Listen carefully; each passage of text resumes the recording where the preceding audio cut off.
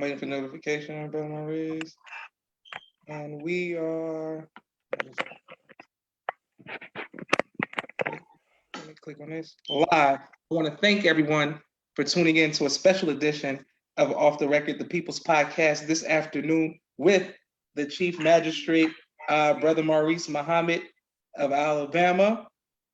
Brother Maurice, where exactly in Alabama are you from, sir? I am exactly from a little community called Edgewater, Alabama, but we claim Birmingham because it's all one big area. Okay, but, yes, sir. Yeah, that's where I'm from, and that's where I was born and raised. Praise be to Allah. My sister says, "Assalamu alaikum, family. Alaikum salam, baby." I want to give you make sure I extend the greetings to you as well, sir. Assalamu alaikum, and thank you again, Brother Maurice, for taking time out of your schedule, your busy schedule, to come on with us. Brother Maurice, yes, now, when did you first hear the teachings of the Most Honorable Elijah Muhammad? Dear brother, I first heard the teachings of the Honorable Elijah Muhammad. I want to say it was in the summer of 1990. And it was the oddest thing. I was out and I'm just bearing witness to how the brothers have to be everywhere all the time. I was out kicking it with a young lady friend, and we were actually going to a club. And I saw one of the brothers out with the Final Call newspaper that I knew from high school. And we started talking, and we just had some good exchange, and we ended up talking right there in that spot, going into the club for about 2.5 hours. She went in. I hadn't heard anything from her since then, but it was a definite blessing for me. It was a definite blessing. So me and brother, and I want to call his name, his brother Amir Muhammad. We always talk about that, brother Tracy Muhammad. We always talk about that, and we always laugh and joke that I found the Savior going into the club. Praise be to Allah. Yes, sir. On the flyer that I used, where I took a picture and saw you on your Facebook, you're a member of Omega Psi Phi. Yes, sir. Yes, sir. Proud member. Yes, sir. What made you choose to join that fraternity, sir? Well, dear brother, it just fit me. I think with everything, you have to find your groove and your fit. And the principles of what the brother stood for were a lot of what I stood for. I enjoyed their camaraderie, their fellowship, and just wanted to be a part of that. Wanted to bring what I had to the fold, and wanted to bring what I had to the organization, and have been a proud member. And I don't know if everybody knows, but Honorable Minister Louis Farrakhan is also an Omega. Yes, sir. And Yes, there are sir. several Omegas inside the Nation of Islam, and definitely want to send a shout out to all the good brothers out there, and all the brothers doing everything. Praise be to Allah. Excellent. And what college did you attend, sir? I went to Fisk University, Nashville, Tennessee. Yes, sir. Yes, sir. Beautiful campus. I had the awesome opportunity. That's why I first came into the mosque, actually mosque number 60 in Nashville, under, at that time, brother, their late brother Abdul Majid Muhammad. Yes, sir. And yes, sir. Skillful brother. He was so loving and bringing me in, and I just had the opportunity. My very first meeting was with our dear brother. He was bringing the lecture, brother Abdul Malik Shaheed Muhammad in L.A. And he was bringing the message, and he did a message called "The Power of the X and Its Meaning." And I still have that video today, where I accepted the teachings and where he taught the word, and it still pierces me to this day. Praise be to Allah. Man, why did you accept the teaching, sir? Well, dear brother, I was in college, and I heard the word. The brother had been out to like an orientation class, and really didn't get it at that time. It wasn't my time, but yes, I was doing a paper. I was doing a senior seminar paper, and we had a brother on, brother Sean 2X, and everybody on the campus, everybody give you a nickname. His nickname was Bean, Black Man Bean Pie. So yes, we were Black Man, and I kept seeing as I was a finance major, and I kept running. I did a paper called Black Economics, Pre-Integration and Post-Integration. And I kept running into the Nation of Islam. I kept running into the economic program of the Most Honorable Elijah Muhammad.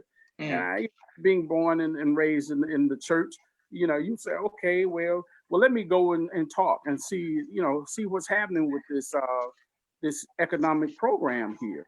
And as I began to, I asked brother, I said, well, brother, can you take me to your minister so I could talk to him about the program and economic program of the Most Honorable Elijah Muhammad? He said, sure.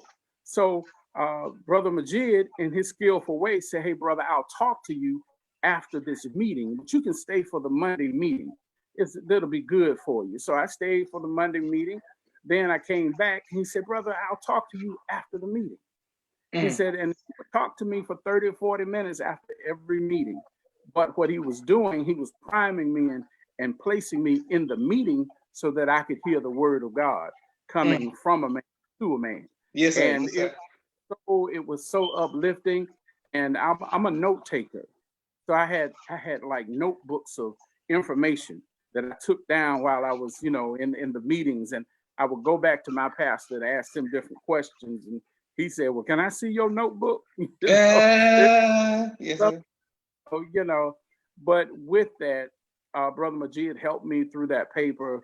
But moreover, he introduced me to the teachings of the Most Honorable Elijah Muhammad under the leadership of Minister Farrakhan.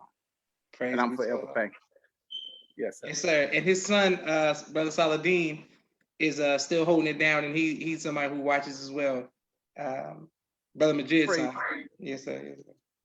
Okay. Beautiful. My next question is, how did your parents feel once you accepted the teachings?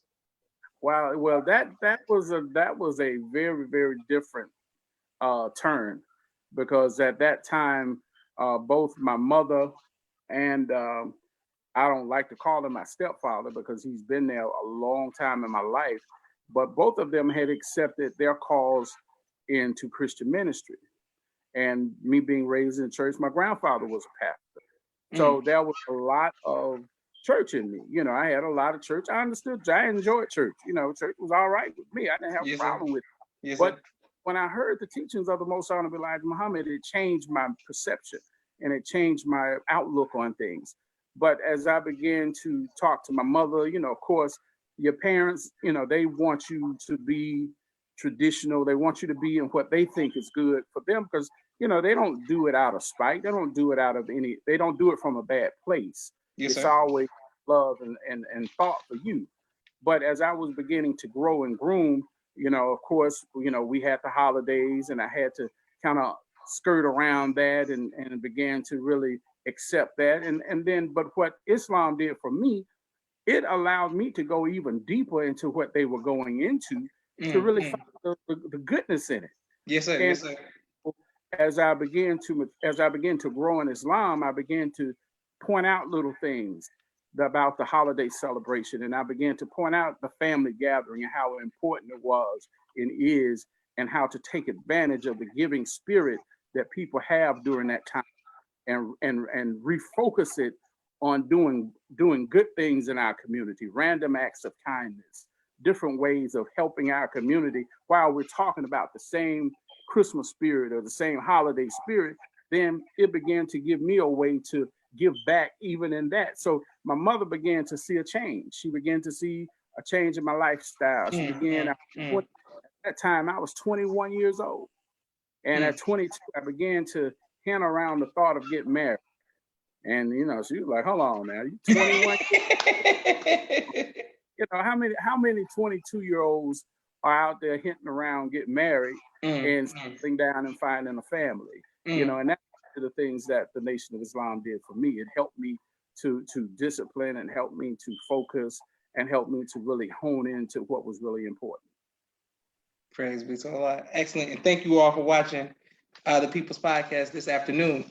Brother Maurice, what was it like the first time you met the Most Honorable Minister Louis Farrakhan? Wow. It was amazing, to be true.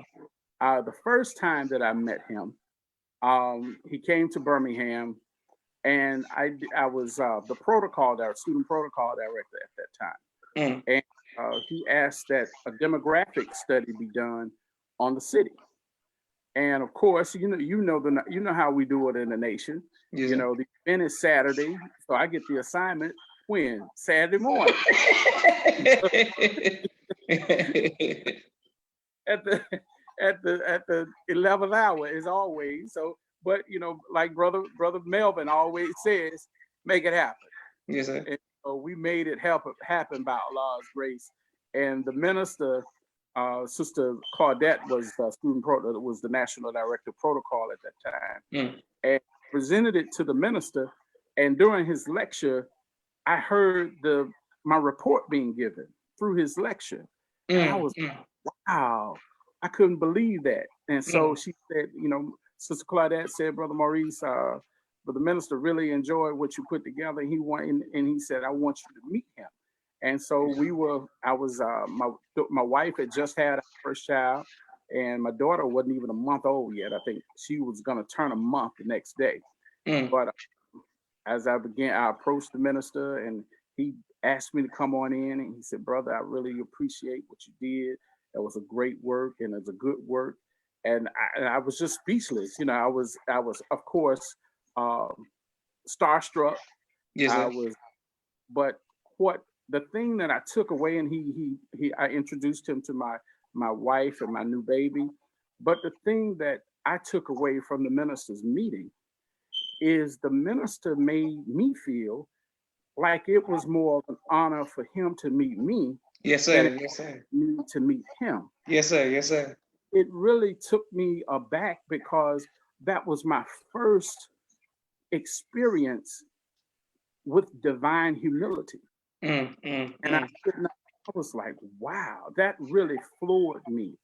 And the minister, he gave me a slight instruction that was conversation, but when I understood later, I understood it to be an instruction.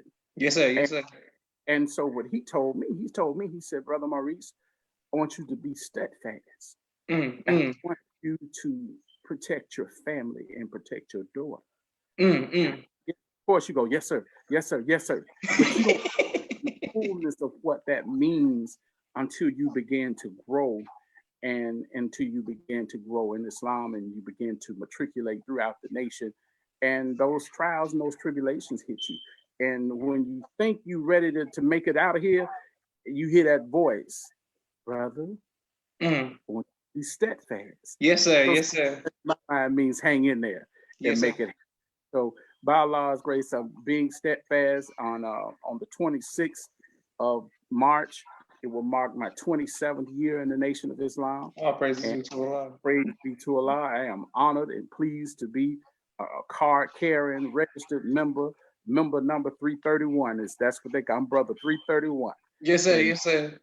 Where I am. That's what I love. Praise be to Allah. Thank you very much for your great testimony. Sister Sarisa says, Assalamu alaikum salam. Sister Sarisa, Brother Andre, yes, sir. Brother David, divine humility. Praise be to Allah. My next question is, when did you go, speaking of divine humility, when did you know from that the Most High Min Farrakhan wasn't just a activist or like a political leader, that he was in fact divine? How long did it take you to recognize that, and when did you recognize that? Immediately. And what I mean by that is when I recognized the change that he made in people without being in that city, without being in that area, but by his words, and moreover, by his example. And what I mean by that, when I saw the minister the second time and met him the second time, he was in the same mode as the first time. He was in the same mode as the third time. He was in the same fourth time. So what I found out is this man is not putting on an air. This is who this man is. This is what he is. This is the fiber of who he really is. So I took away from that a sense of saying, what about a little bit of that going into my life? I wanted to begin to emulate that more than copy it, if you understand what I'm saying. Yes, sir. I don't want to just wear my hair like the minister. I don't want to wear the suits like the minister. I wanted to try to, in my best form, begin to embody what I thought the minister was trying to bring out of me. So that's when I recognized that the minister had a divine presence and a divine air about himself. But it's nothing that he wants us to brag about. It's something that he wants us to emulate. Praise be to Allah. Excellent. My next question is, your name is Maurice Muhammad. When did you Yes, sir. receive the name Muhammad, and how did that come about? Well, I received Muhammad at Savior's Day Yes, sir. in 1996 after the overwhelming event of the Million Man March. And I want all of you to wear the name Muhammad. And we were so in awe and shocked that we would receive the name Muhammad that I said, well, I'm not gonna argue with it. I'm not there yet. We'll try. We have now something to live up to. Praise be to Allah. That's a beautiful story. Okay, I want to have a brief commercial break for the sponsors of this episode of this podcast. It is designsofcomposure.com, Khaliq's Boutique on Instagram, Supreme's Men's Clothing in St. Louis, Missouri, 10835 West Florissant Avenue. 63136 is the zip code, and the telephone number is 314-528-5555. Make sure you all go to these places if you need some great fashion and clothes. Also, my brother Rashad's company, Street Premiere, they have a video production company.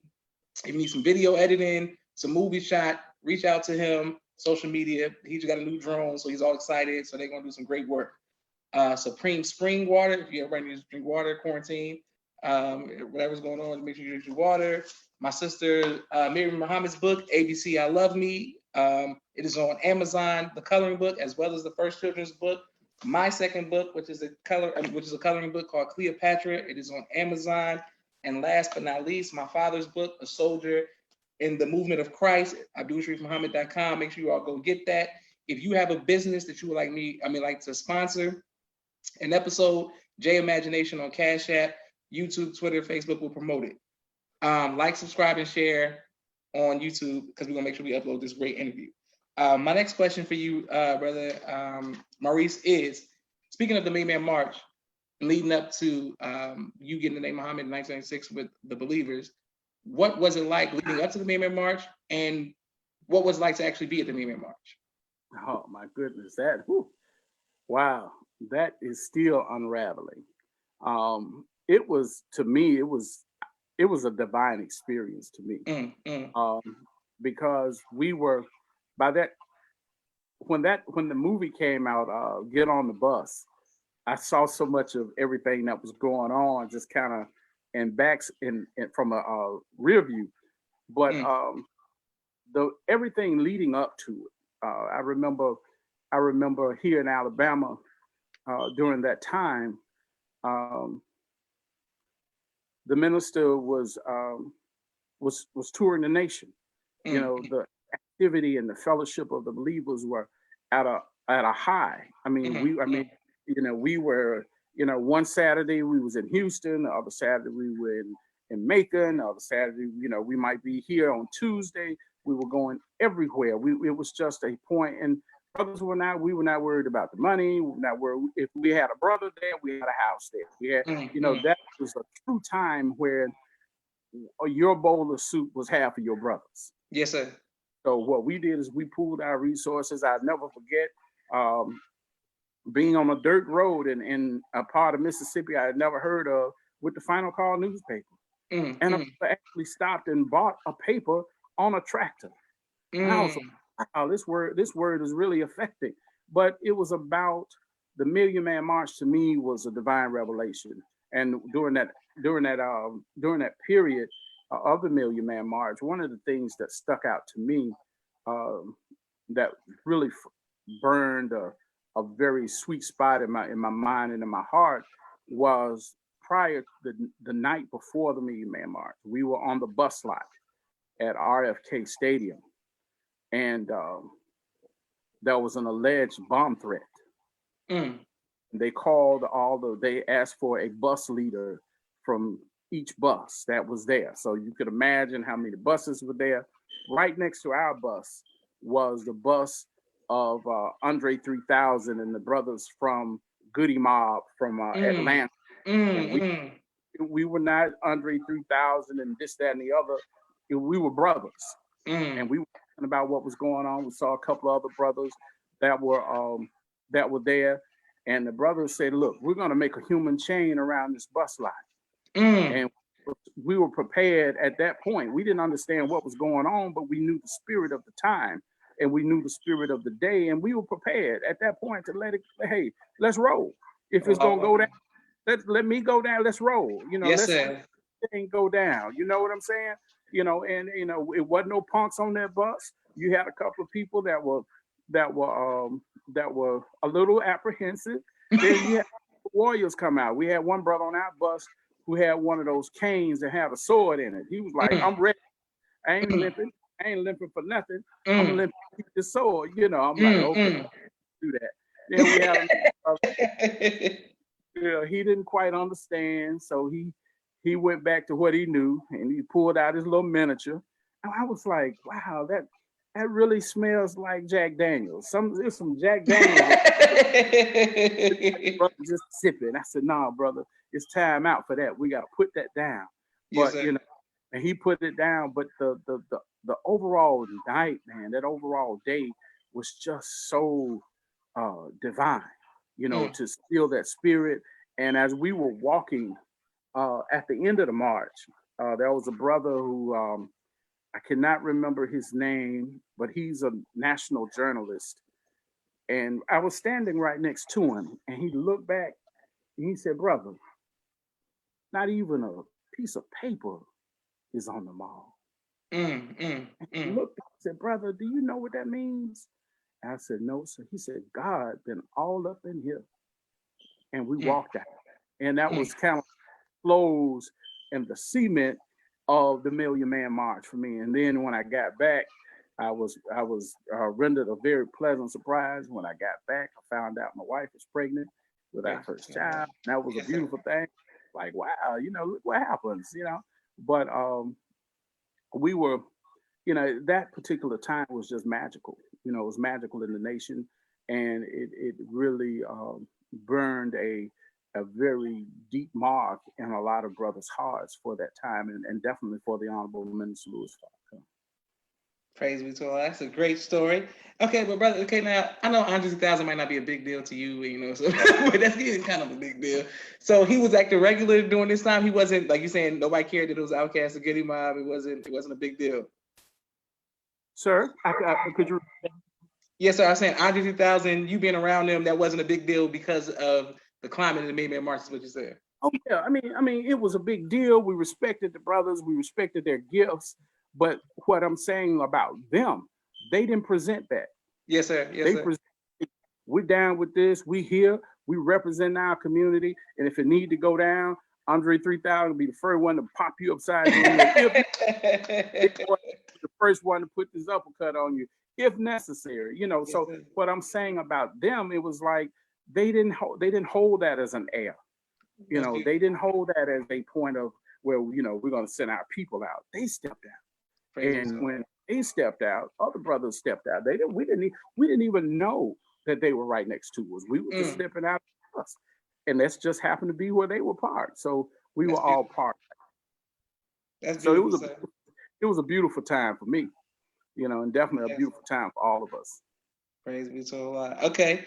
My sister Naima says, "Assalamu alaikum, family." Like, salam, Naima. Brother Ali says, "Think over that. He named the whole nation after the great manifestation of him being represented to the people and the world by Allah and Father Most Honorable Elijah Muhammad, the Messiah among us. Praise be to Allah."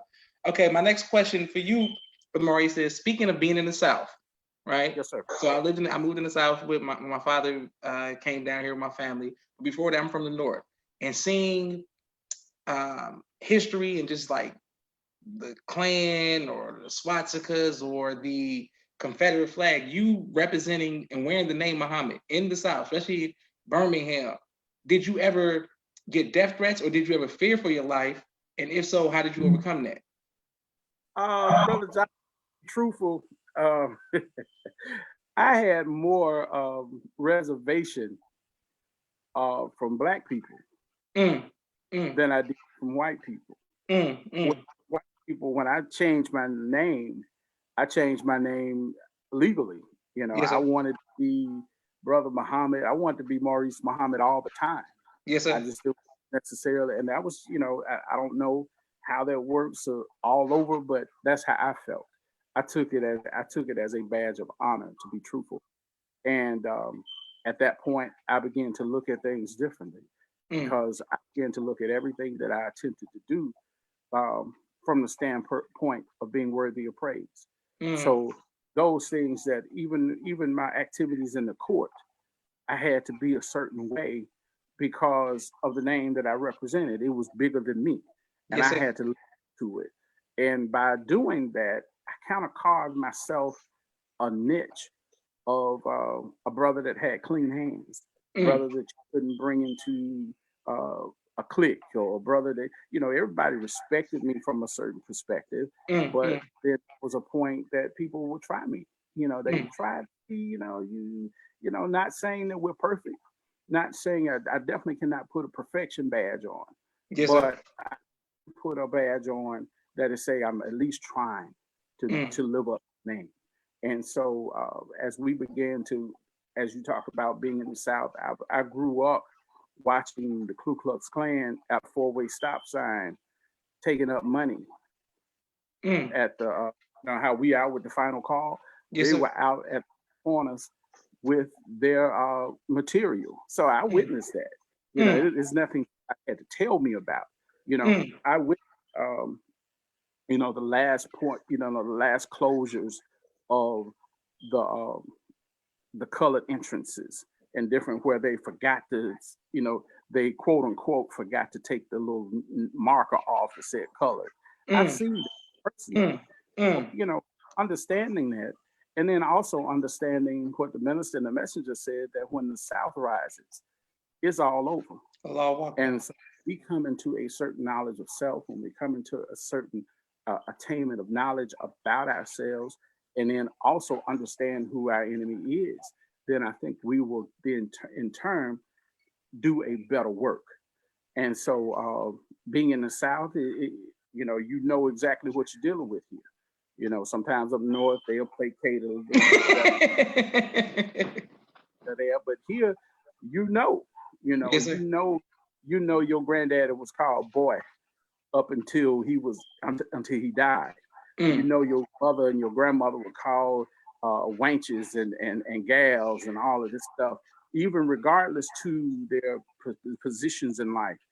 Just kind of like what Richard Pryor said: if you had money, then you were simply a rich nigga. Mm. If you were Mm. smart, you were a smart nigga. But still, the common denominator is in their eyes, you were still just that nigga. Mm. So Mm. we had to go out and do what we had to do full force. We couldn't half step. There was no half stepping with this. You either had to be or not be. Yes, sir. Praise be to Allah. And thank you on behalf of myself and my family for not just your sacrifice, but the sacrifice of your wife and your children as well, because we appreciate that. We appreciate their You sacrifice. know, how was your mother? She's fighting by the grace of God. Oh, she watches these interviews, so I'm sure she'll be watching this one. for my love and greetings, as well Yes, as sir. your father and your siblings. Praise be to Allah. Yes, sir, and thank you.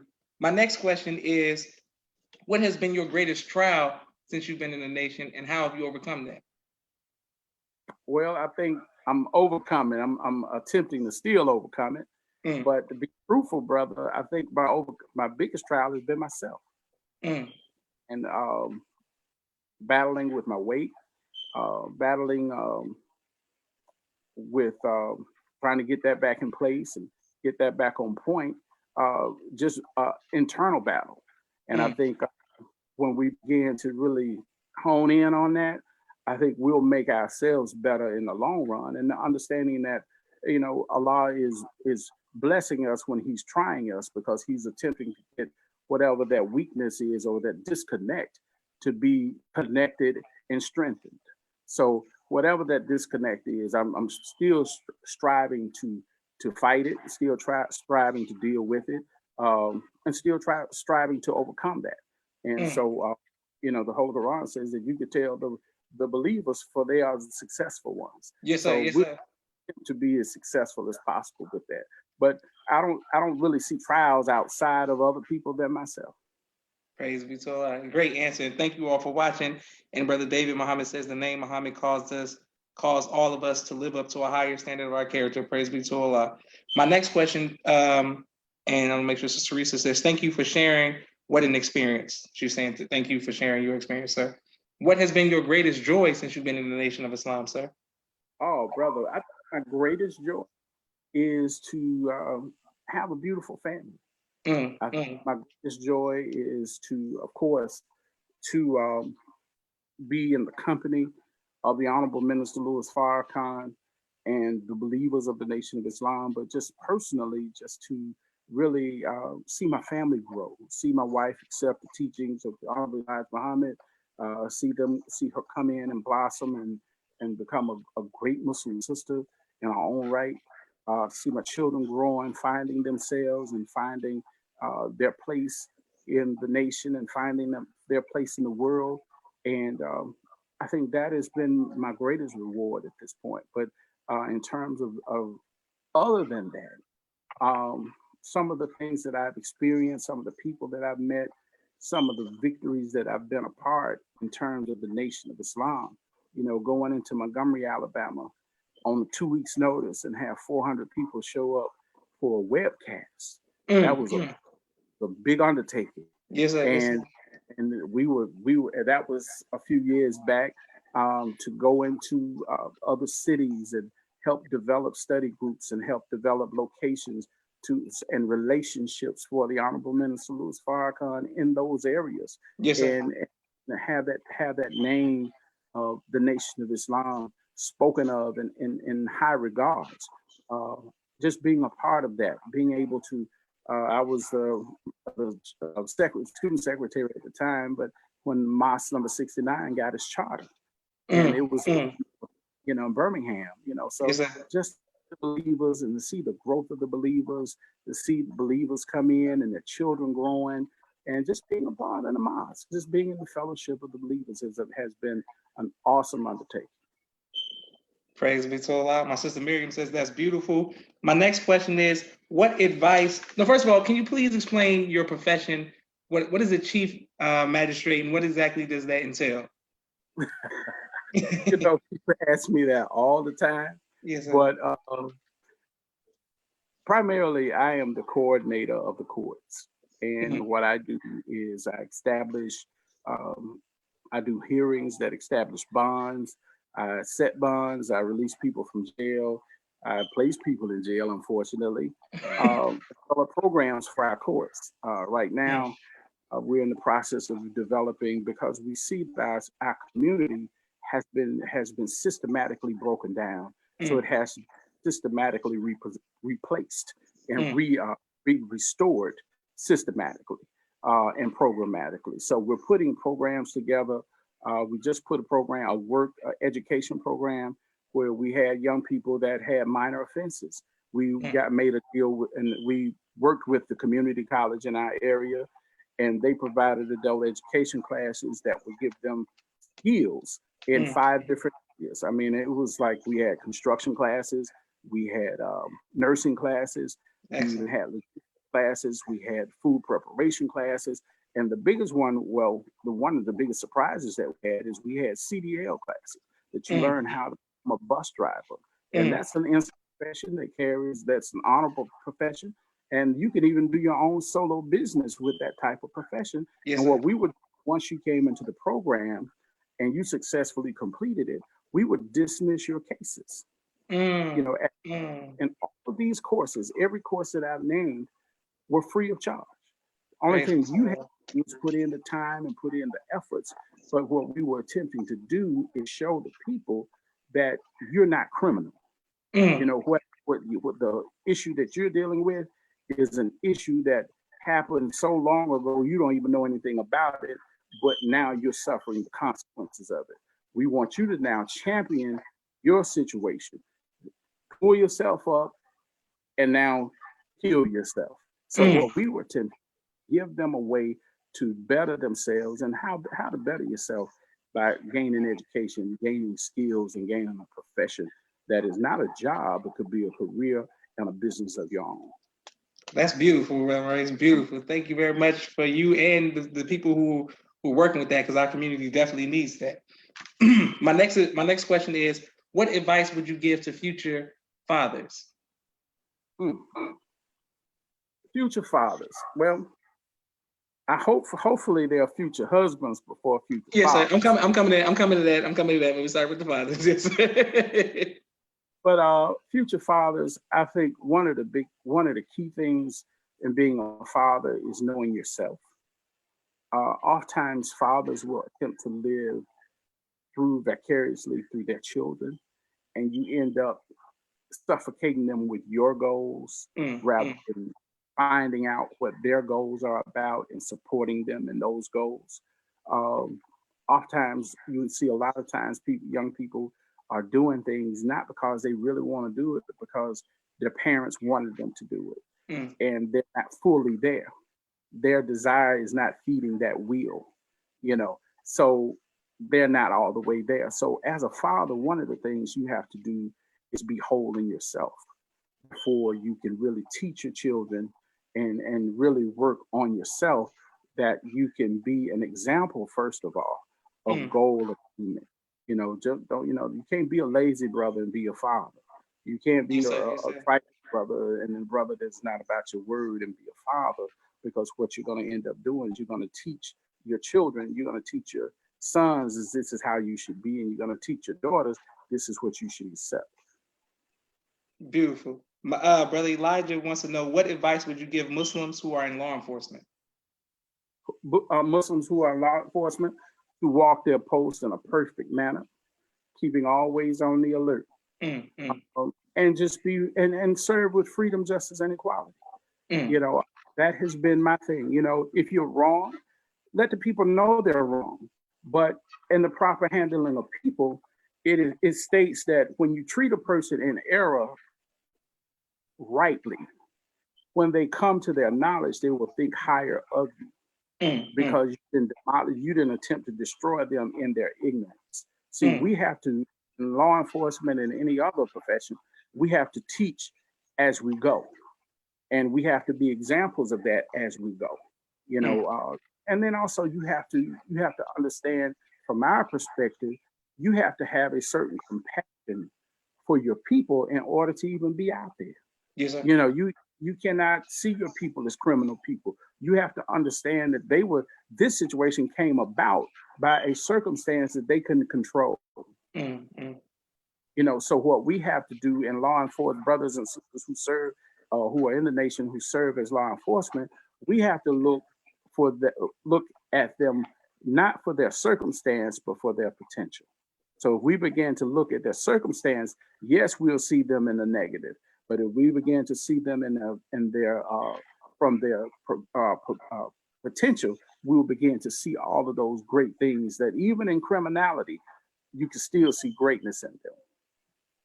Beautiful. Praise be to Allah. Thank you for your question, Brother Elijah. Sister Teresa says, thank you, great teaching, and thank you for your answer, sir. My next question is, what advice would you give to future husbands? Future husbands. Wow. My first thing would be, make sure that Allah is your center. Make sure you have a good relationship with Allah before you can have a good or decent relationship even with your wife. Make sure that you're with Allah. And that sister that you are with, before you proclaim all of this love for her, make sure that you have like for her. If you don't like her, loving her will become a chore rather than a privilege. Yes, sir.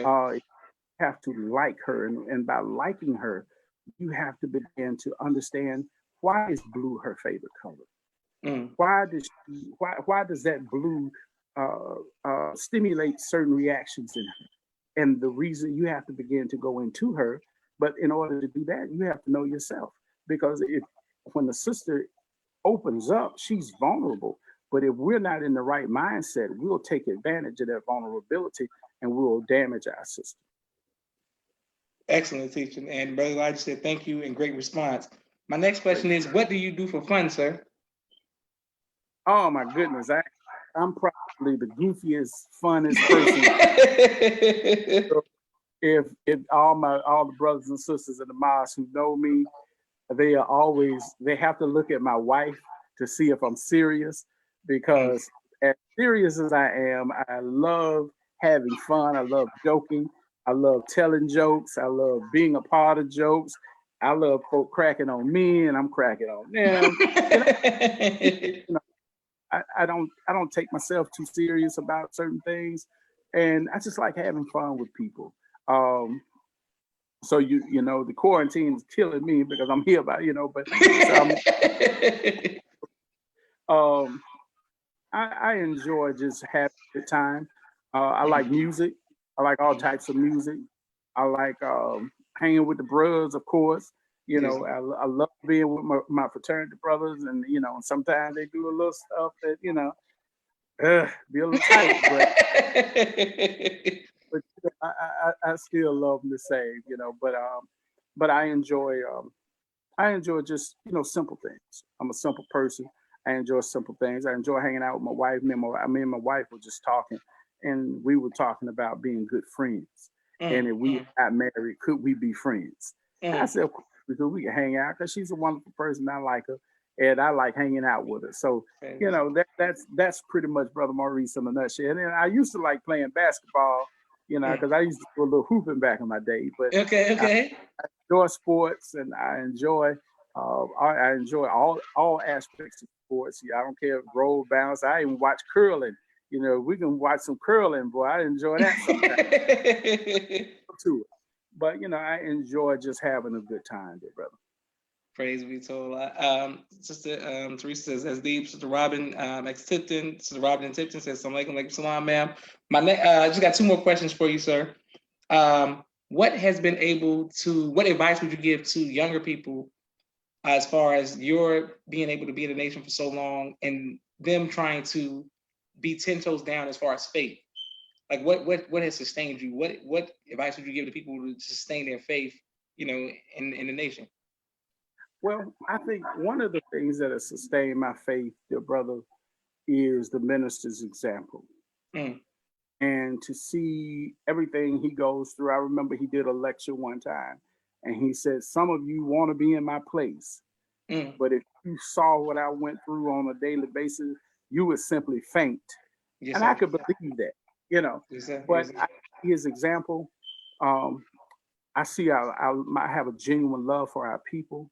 I have a genuine love for general principle that the nation teaches, and that's self-improvement. And that has been one of my monikers and one of the biggest points that I have always enjoyed about the nation.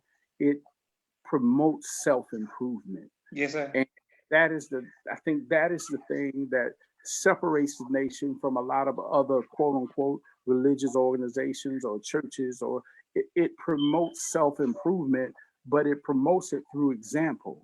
It promotes it through not a figurative point, but a literal and an actual point where you are tried and you begin to take those principles and act them immediately, not 2 or 3 weeks from now, but Yes, sir. as you brothers and sisters.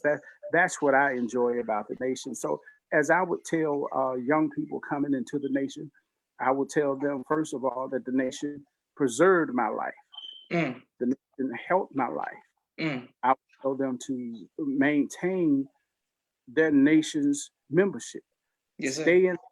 I don't care what goes down, and our brothers and sisters are imperfect. We are all imperfect. We're gonna make mistakes, and that's not the faith of it.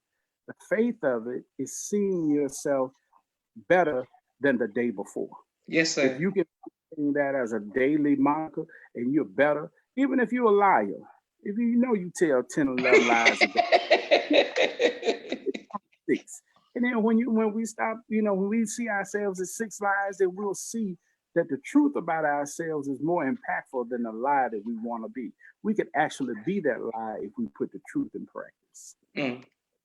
Praise be to Allah. One last. Thank you all for watching. And one more question, sir. What would you like your legacy to be? Wow, that is a strong question. I think my legacy. I would like for my legacy to be a brother who loved his brothers and sisters. Mm, I mm, my legacy to be one of a builder, mm, that you can look and see, and it is manifest, not just a whole bunch of words, but you saw things that I did, you saw things that I was a part of success. You could actually touch them, you could actually walk into them, you could actually touch them, and mm, it be part of their life. I would like for my legacy to be one that he, Brother Maurice, helped people, and mm. he helped people not from what he could get from them, but how he could see them grow from the help that he rendered to them. And I think that would be, I think, if it ended all tomorrow or tonight, I think that would be the thing that I would want to leave with my children, is that I want them to be an agent of change and an agent of improvement. Praise be to Allah. Well, Maurice, you watched me grow up, and from So, this is the most I've ever heard you speak. Because every time I see you, very serious, very intense. But I've learned so much about you today, sir. I'm thoroughly impressed, and I always respected you just because how you carried yourself. But I never knew, your journey. So I thank you for sharing your testimony with myself and with us. And absolutely. I really admire you for many things, but especially your fatherhood, seeing how you promote your children and going to their stuff. And I really admire that. So I'm humbled that you would take time to come on the People's Podcast this afternoon, sir. And Joshua, let me say this. I admire the young man or the man that you are growing into, Oh, praise be because to I remember seeing the little drill juggernaut. I mean, anything, y'all. I mean, he could make a drill presentation out of any in time. And I'm seeing now that it was not just drilling. You are forward marching now. Oh, praise be And to I Allah. appreciate that.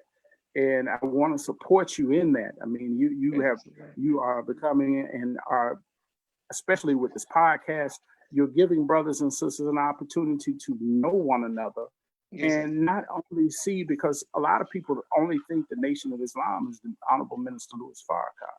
Mm, But when they see the brothers and sisters and how the minister is affecting lives, then they see, wow, this is a whole lot bigger than just one brother. yes, This sir. is a whole lot than just one person. And not only is he a person, but the minister has evolved into a principle. Yes, sir.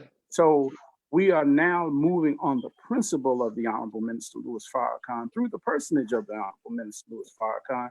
And venues like this allow us to do so and express our love and our testimonies. And we all learn from each other's testimony, because inside of the word testimony, there is a test. Yes, sir. Yes, sir. How well we study, it depends on how well we do on that test. Yes, sir. Facts. But thank you very much, Maurice. And I look forward to seeing you the next time. And please, once again, just let stress to your family that we love them and appreciate their sacrifice for what you've done and for what they've done. Yes, Yes, sir. sir. I tell you about your father, man. Father's an outstanding man. Praise be I've to seen Allah. when I came into the Nation of Islam. Your father was a captain in he was a captain in DC, Mm. and then was promoted to the supreme captain. Yes, sir. And under your father, he would always say to us, show your wives, show your children honest appreciation. Mm, mm. Thing came about with your father that I want to give testimony, and I want to give him credit for this. Mm. My father and I were estranged. Mm. My father and I were estranged, and my father came to visit his mother, and I made it my point to. I heard your father on a webcast. And he said, "Brother, don't judge your fathers and your parents for their condition. Love them unconditionally."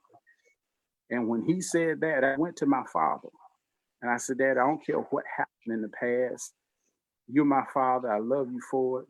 And he came to the mosque and he accepted the teachings of the Honorable Minister Louis Farrakhan. Praise be to Allah. Unfortunately, he died right after.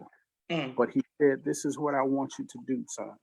He says, "I want you to give the ring that I gave your mother be your new wife. Mm. And she wears that setting that is in her ring. And I owe that to your father because he gave me the strength and the courage, not only to call my father and let him know that I love him, but he said it's all right to tell a man that you love him and be honest in your appreciation for him. So I appreciate that about your father, and I thank you. And you becoming that type of soldier as well, brother. So stay on the path, dear brother, and keep on doing what you're doing. Yes, sir. Thank you very much. I just wanted to read the comments. Sister, I love it. Assalamu alaikum. Brother Robin from Birmingham says he is a witness. This brother is a student of the Most Honorable Min Farrakhan. He loves and helps the believers and our people every day. He has known you for 20 plus years. Much love and respect for Brother Maurice. All praise to Allah. All praise to Allah. So thank you, sir. And I tell Brother Robin all the time, we have to be Muslims with a U and not with an O. A sister asked, she said, brother, are you one of them Muslims with the U, or were you a Muslim with an O? And I was thinking, I said, oh, you know, sometimes they spell Muslim and Muslim the same way. Yes, I said, man, Honorable Elijah Muhammad called us Muslims. He said nothing about being a Muslim. So I don't know who a Muslim is. So, yes, sir. Well, thank you very much. And please, and just thank you for coming on. All right, assalamu alaikum. Me, dear brother. Thank you for having me, and may Allah bless you and your podcast. Yes, sir. Thank you very much. Assalamu alaikum. Wa alaikum salam.